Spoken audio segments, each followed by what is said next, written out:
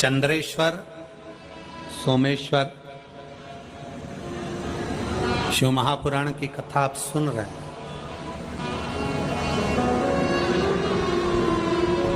काया में, शरीर के अंदर, काया के अंतर्गत कितना भी रोग, कितना भी रोग,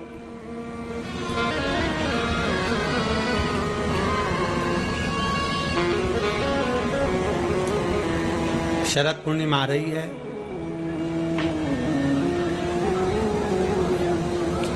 सोलह तारीख के रात्रि के समय पर, शाम का समय हो, प्रदोष काल का समय हो, अगर डॉक्टर ने कह दिया कि शरीर में ये रोग है और ये रोग जाने वाला नहीं है, ये रोग समाप्त होने वाला नहीं, एक बेलपत्र, एक दुर्वा और एक चावल का दाना, सफेद चावल का दाना, एक दाना मात्र अक्षत का। सोमेश्वर भगवान शंकर के नाम का उच्चारण कर कर, जरा ध्यान देंगे सभी लोग। जैसे ये शिवलिंग है, ये जलाधारी है, और ये जलाधारी के सामने से जो जल बहता है, गणेश जी, कार्तिकेय और अशोक सुंदरी का जो स्थान बीच में है, शिवलिंग का जो जल बहकर नीचे की ओर आता है, यहाँ जो जगह होती है, आप लोग आस्था चैनल के माध्यम से आप इसका स्मरण कर सकते हैं। और दूर दूर अगर दिखाई नहीं दे रहा हो तो आप उसको बाद में चैनल पर, कथा के बाद में आप लोग आस्था चैनल खोलकर या यूट्यूब पर उस कथा के अंतर्गत आप उसको देख सकते हैं। ये शिवलिंग, जलाधारी, जल बहने का स्थान, ये शिवलिंग के सामने जो स्थान होता है, यहाँ से पानी चढ़ाते हैं तो बहकर जो नीचे आता है, जितना मोटा ये जलाधारी का स्थान होता है, इसी स्थान पर एक चावल का दाना, एक दुर्वा, एक बेलपत्र खड़ी की खड़ी यहाँ समर्पित करें। बेलपत्री का डंडी का मुख नीचे हो, बड़े पत्ती का मुख ऊपर की ओर, दुर्वा का भाग ऊपर की ओर हो, चावल का एक दाना यहाँ समर्पित कर दें। और बाबा देवादिदेव महादेव को यहाँ समर्पित करने के बाद सोमेश्वर महादेव का श्री शिवाय नमस्तुभ्यम का स्मरण कर कर अपने रोग, जो भी बीमारी है उसका स्मरण कर कर बाबा से प्रार्थना करें। उसमें से बेलपत्री और दुर्वा दोनों को लेकर आए, हटाकर कटोरी में रख लें। एक लोटा जल प्रदोष काल में शंकर भगवान के मंदिर में समर्पित करते हुए और बाबा को प्रार्थना करें। और वो दुर्वा और वो बेलपत्र दोनों को लिए, दुर्वा को उसी शरद पूर्णिमा की रात्रि को चबा चबा कर अच्छे से खा लें, जो एक दुर्वा आप लेकर गए हो। और बेलपत्री को दूसरे दिन सुबह के समय पर जब उठें, उठने के बाद ब्रश आदि करने के बाद, स्नान आदि करने के बाद, भोजन आदि करने के पहले उस बेलपत्र, जो छोटी सी बेलपत्र, उसको चबा चबा कर खा लें। कैसा भी रोग है उसका 15 दिन बाद जांच वापिस कराएं, धीरे धीरे उस रोग में आराम लगना प्रारंभ हो जाए। कैसा भी रोग। शरद पूर्णिमा पर चंद्रेश्वर महादेव की शिव महापुराण की कथा फिरोजाबाद के इस पवित्र प्रांगण के अंतर्गत आप और हम श्रवण कर रहे हैं। शिव तत्व की प्राप्ति कैसे हो?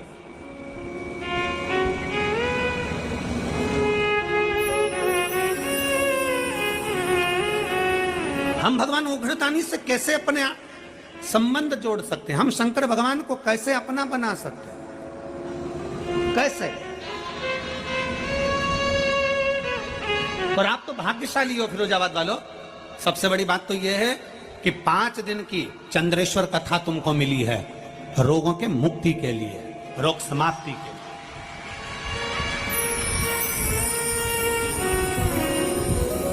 5 दिन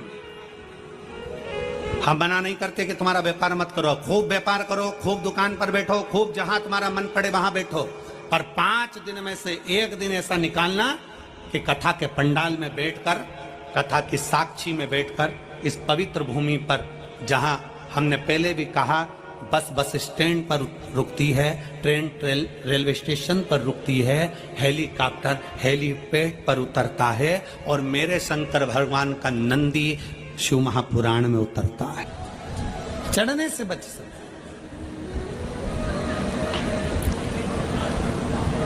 जैसे शरद पूर्णिमा से कार्तिक पूर्णिमा के बीच में जो प्रदोष पड़ती है, कार्तिक के महीने में जो 2 प्रदोष पड़े, शरद पूर्णिमा से लेकर कार्तिक पूर्णिमा के मध्य में जो प्रदोष पड़ती है, उस प्रदोष पर, प्रदोष काल में अगर एक आधी चम्मच भी गौ माता का दूध मिल जाए, एक छोटी सी कटोरी में सीधे हाथ में दूध और उल्टे हाथ में दूध, जल का पात्र या उसी पात्र के ऊपर दूध का पात्र रखकर हाथ में लेकर जो शंकर के शिवालय में देहली पर खड़ा होकर शंकर से अपनी कामना कर कर शंकर के मंदिर में जाकर दूध अशोक सुंदरी वाली जगह पर चढ़ाकर जल शंकर के शिवलिंग पर जो समर्पित कर देता है, देव अधिदेव महादेव उसकी कामना पूर्ण कर देते हैं, पूर्ण करते हैं। दुनिया के लोग कहते हैं कि कार्तिक का महीना भगवान नारायण का है, दुनिया के लोग कहते हैं कार्तिक का महीना लक्ष्मी जी का है, दुनिया के लोग कहते हैं कार्तिक का महीना इन देवता का है, लक्ष्मी महारानी का है। जरा विचार करिएगा, माता लक्ष्मी स्वयं इस कार्तिक के महीने में शंकर भगवान की आराधना करती हैं। कार्तिक के महीने में क्या नाम है शिव जी का? कुबेरेश्वर महादेव। कुबेरेश्वर महादेव का मतलब, कभी आप मोबाइल पर सर्च मारिएगा, कुबेरेश्वर महादेव का फोटो निकालिएगा, मूर्ति निकालिएगा, कि भगवान शंकर एक तरफ लक्ष्मी जी बैठी है, एक तरफ कुबेर बैठा है। शंकर भगवान ओघड़दानी खड़े होकर माता लक्ष्मी और कुबेर दोनों को धन प्रदान कर रहे हैं, दोनों को संपदा दे रहे हैं।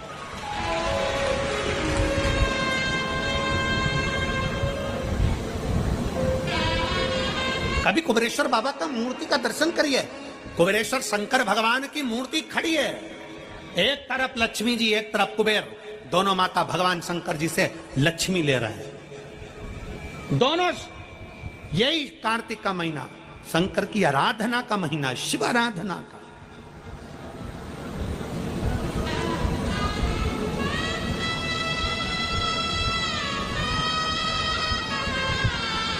शंकर की आराधना कैसी करेगा? शिव आराधना।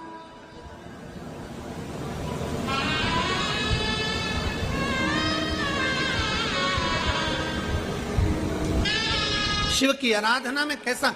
केवल एक कटोरी में दूध, 2 प्रदोष का शरद पूर्णिमा से कार्तिक पूर्णिमा के बीच में, एक महीने के अंदर, पूर्णिमा के अंदर, पूर्णिमा शरद पूर्णिमा कार्तिक पूर्णिमा के अंदर 2 प्रदोष पड़े। वो दोनों प्रदोष जब पड़े, उस प्रदोष में थोड़ा सा, आधी चम्मच, 1 चम्मच गाय का दूध हो, भले थोड़ा सा दूध और 1 लोटा जल।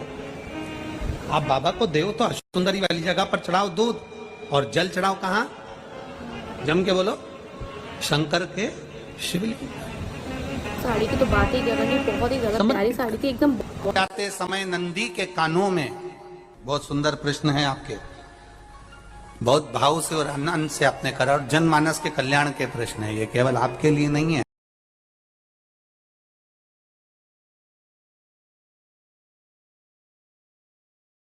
दर्शन 31 तारीख की रात्रि का आप लोगों को YouTube चैनल से और आस्था चैनल अगर थोड़ा बहुत फ्री मिल गया तो उनसे भी बोलकर कुबेरेश्वर बाबा की दिवाली का दर्शन भी आपको कराएंगे, दीप मालिका का भी दर्शन भी आपको कराएंगे। प्रयास करेंगे कि 31 तारीख को जो दीपावली रहे, वो दीपावली में आप और हम सब कुबेर भंडारी की उस, लोग आते हैं 11-11 दीप प्रज्वलन करते हैं, भगवान नशा करते थे। कोई प्रमाण नहीं कह सकती, कोई पुराण नहीं कह सकती कि शंकर भगवान ने भांग पी, शंकर भगवान भांग पिए, ये कोई पुराण नहीं कह सकती। हाँ, शंकर भगवान के नजदीक में भांग रहती है, पीते नहीं है। नजदीक में क्यों रहती है? जब भगवान शंकर ने विष पिया, विष पीने पर उनके मुख से कुछ बूंदें जमीन पर गिर गई, जमीन पर गिरी, सांप बिच्छू ने वो बूंद ले ली, जो जमीन पर बूंद गिरी उससे भांग धतूरा उत्पन्न हो गया। शंकर भगवान के पास में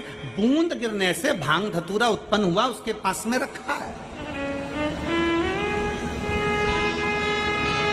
उसके पास में रखा है, पीता नहीं है। सनातन धर्म को बदनाम करने वाले कह देते हैं कि देवी देवता तो नशा करते हैं, सनातन धर्म को बदनाम करने वाले कह देते हैं कि देवी देवता, तुम्हारे सनातन धर्म के देवी देवता नशा करते हैं। ना ना ना ना, अंदाजा लगा कर देखिए,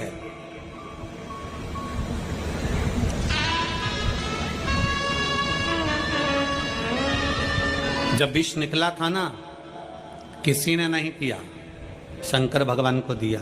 क्यों?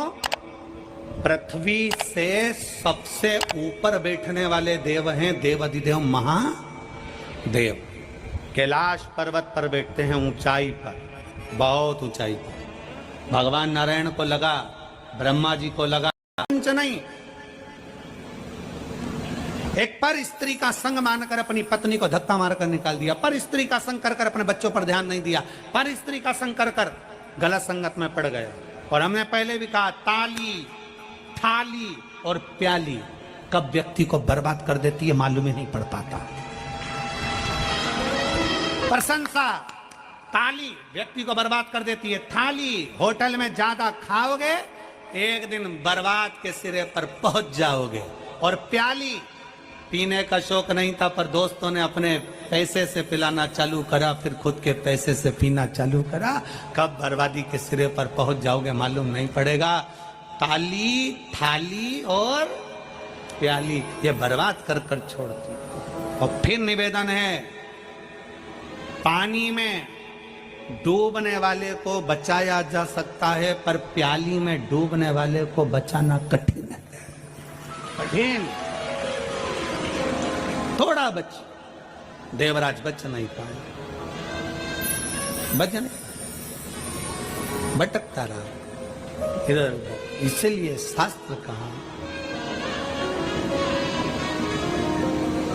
पुराण की कथा कहती है, भगवान शंकर का चरित्र कथा है, बेलपत्र का वृक्ष की छांव हमें संपदा तो देती ही है, साथ में हमें रोग से मुक्त भी करती है।